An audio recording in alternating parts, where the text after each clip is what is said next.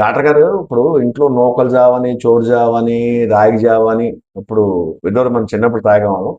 అది తాగితే ఏ వయసోళ్ళు ఎప్పుడు తాగాలి? టైం చెప్పండి. కొద్దిగా ఎలాగా ఉంటుంది దానివల్ల మంచిది? అందరికి నమస్కారం అండి. నేను డాక్టర్ ఉమాకాంత్, రాజమండ్రి ప్రకాష్ నగర్లోని శ్రీ హస్త గ్యాస్ట్రో హాస్పిటల్ నాది. ఈ జావల గురించి అడిగారు. జావలు మంచిదండి. ఎందుకంటే ఇది ఎస్పెషల్లీ బాగా డైజెస్ట్ అవుతుంది.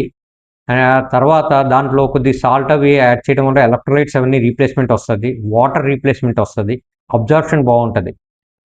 ఎస్పెషల్లీ మోషన్స్ అవి అవుతున్న వాళ్ళకి ఇవి కొద్దిగా ఉపయోగపడుతుంది. అంటే మనకు సింపుల్గా చెప్పాలంటే ఈ ఓఆర్ఎస్లో బేసిక్ ప్రిపరేషన్ ఇదండి. రియల్ ఓఆర్ఎస్ ఏంటంటే కొద్దిగా రైస్ బ్రాన్ యాడ్ చేస్తారండి. ఈ రైస్ బ్రాన్ ఎందుకు యాడ్ చేస్తారంటే ఆ ట్రాన్స్పోర్టర్స్ ఈ ఎలక్ట్రోలైట్స్ని వీటన్నిటిని లోపలికి తీసుకొని వెళ్తాయి అన్నమాట. ఈ జావా ఇవన్నీ కూడా ఐడియా అదేనండి బేసిక్గా. ఈ జావా అవి తీసుకోవడం మంచిదండి. ఇవన్నీ మన ఎలక్ట్రోలైట్స్ని రీప్లేస్ చేస్తుంది, లిక్విడ్ రీప్లేస్ చేస్తుంది, మన హంగర్ కూడా కంట్రోల్ అవుతుంది, షుగర్స్ కంట్రోల్ అవుతాయి. ఇది సో జావా ఏ టైంలో అయినా తీసుకోవాలంటే జనరల్గా ఏంటంటే ఎంటీ స్టమక్లో అంటే మార్నింగ్ టిఫిన్ బదులు అది తీసుకోగలిగితే మంచిదండి. బట్ ఏ టైంలో అయినా తీసుకోవచ్చు. సిక్ పేషెంట్స్ ఏ టైంలో అయినా తీసుకోవచ్చు.